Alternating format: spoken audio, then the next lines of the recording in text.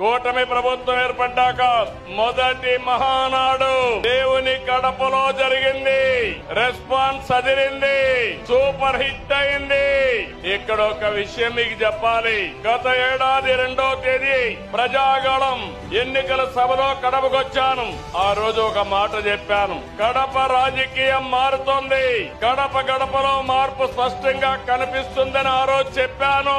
అది మీరు చూస్తే అహంకారంతో విర్రవీగే వారికి ఎన్నికల్లో కడప జిల్లా ప్రజలు అద్భుత చైతన్యంతో తీర్పు చెప్పారు. ఈ ఎన్నికల్లో ఒక కడపే కాదు, రాష్ట్రం ప్రతి ప్రాంతం అద్భుతమైన విజయాన్ని సాధించాం. ఉమ్మడి కడపలో 10కి 7 గెలిచాం. తమ్ముళ్ళు ఇప్పుడు నుంచి కష్టపడితే 2029లో 10కి 10 సిద్ధమా అని అడుగుతున్నా. మిమ్మల్ని ఆడబిడ్డలు సిద్ధమా అని అడుగుతున్నా.